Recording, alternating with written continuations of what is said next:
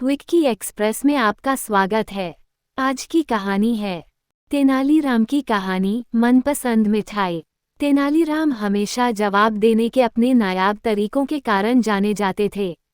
उनसे कोई भी सवाल पूछा जाए, वो हमेशा एक अलग अंदाज के साथ जवाब देते थे, फिर चाहे वो सवाल उनकी मनपसंद मिठाई का ही क्यों न हो। आइए जानते हैं कि कैसे तेनालीराम ने अपनी मनपसंद मिठाई के पीछे महाराज कृष्णदेव राय की कसरत करवा दी।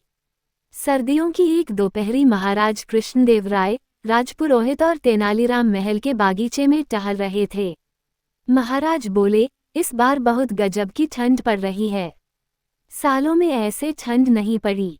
ये मौसम तो भरपूर खाने और सेहत बनाने का है। क्यों राजपुरोहित जी, क्या कहते हैं? बिल्कुल सही कह रहे हैं महाराज आप। इस मौसम में ढेर सारे सूखे मेवे, फल और मिठाइयाँ खाने का मजा ही अलग होता है, राजपुरोहित ने जवाब दिया। मिठाइयों का नाम सुनकर महाराज बोले, ये तो बिल्कुल सही कह रहे हैं आप। वैसे ठंड में कौन सी मिठाइयाँ खाई जाती हैं? राजपुरोहित बोले, महाराज सूखे मेवों की बनी ढेर सारी मिठाइयाँ जैसे काजू कतली, बर्फी, हलवा, गुलाब जामुन आदि। ऐसी और भी कई मिठाइयाँ हैं जो हम ठंड में खा सकते हैं। ये सुनकर महाराज हंसने लगे और तेनालीराम की तरफ मुड़कर बोले, आप बताइए तेनाली, आपको ठंड में कौन सी मिठाई पसंद है? इस पर तेनाली ने जवाब दिया, महाराज, राजपुरोहित जी, आप दोनों रात को मेरे साथ चलिए। मैं आपको अपनी मनपसंद मिठाई खिला दूंगा। साथ क्यों? आपको जो मिठाई पसंद है, हमें बताइए। हम महल में ही बनवा देंगे, महाराज ने बोला। नहीं महाराज, वह मिठाई यहाँ किसी को बनानी नहीं आएगी। आपको मेरे साथ बाहर ही चलना होगा, तेनाली ने कहा। चलिए ठीक है, आज रात को खाने के बाद की मिठाई हम आपकी मनपसंद जगह से ही खाएंगे, महाराज ने हंसकर कहा। रात को खाना खाने के बाद महाराज और राजपुरोहित ने साधारण कपड़े पहने और तेनाली के साथ चल पड़े। गांव पार करके खेतों में बहुत दूर तक चलने के बाद महाराज बोले, हमें और कितना चलना पड़ेगा तेनाली? आज तो तुमने हमें थका दिया है। बस कुछ ही दूर और, तेनाली ने उत्तर दिया।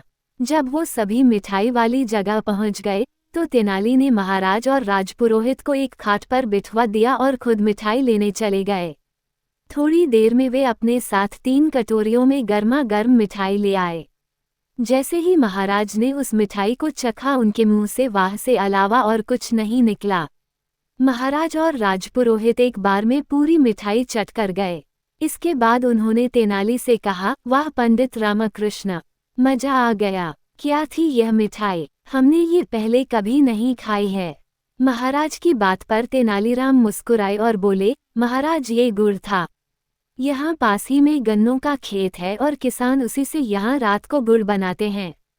मुझे यहाँ आकर गुड़ खाना बहुत पसंद है। मेरा मानना है कि गर्मागर्म गुड़ भी बेहतरीन मिठाई से कम नहीं होता। बिल्कुल पंडित रामा, बिल्कुल। इसी बात पर हमारे लिए एक कटोरी मिठाई और ले आइए। इसके बाद तीनों ने एक कटोरी गुड़ और खाया और फिर महल को लौट गए। कहानी से सीख। ये कहानी हमें सिखाती है कि छोटी छोटी चीज़ों में भी वो खुशी मिल सकती है जो कई पैसे खर्च करने पर भी नहीं मिलती। सुनने के लिए धन्यवाद। मेरा चैनल सब्सक्राइब करें, लाइक और शेयर भी करें। धन्यवाद।